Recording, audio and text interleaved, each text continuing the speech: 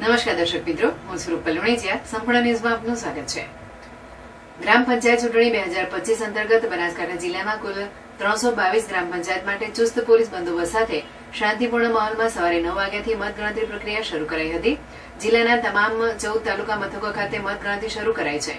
બનાસકાંઠામાં 322 પંચાયત પૈકી 303 ગ્રામ પંચાયત સામાન્ય તથા 19 ગ્રામ પંચાયત ખાતે પેટા ચૂંટણીની મતગણતરી શરૂ કરાઈ છે।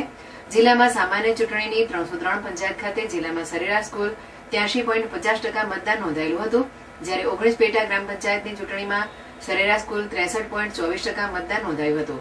જિલ્લામાં આજરોજ મતગણતરીમાં ચૂંટણી અધિકારી, મદદનીશ ચૂંટણી અધિકારી, મતગણતરી સ્ટાફ, પોલીસ જવાનો સહિત કુલ 1800 થી વધુનો સ્ટાફ મતગણતરીમાં ફરજ બજાવી રહ્યો છે।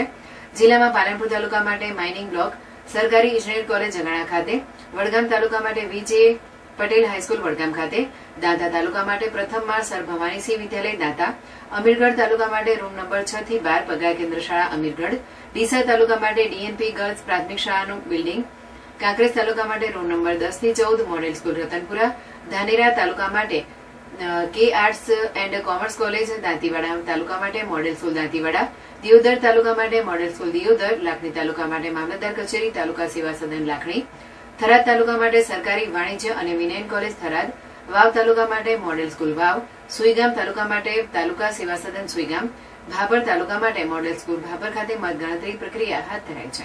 ગ્રામ પંચાયત નહીં, એમાં લોકોના સહકારથી મેં ફોર્મ ભર્યું હતું। એના બધા જ ધારો કે 18 વર્ષના લોકો હતા, એમને મને ખૂબ લાભ આપ્યો, સહકાર આપ્યો છે, એ બદલ એમનો ખૂબ ખૂબ આભાર। કશું કહેવું નહીં વધારે હાલ।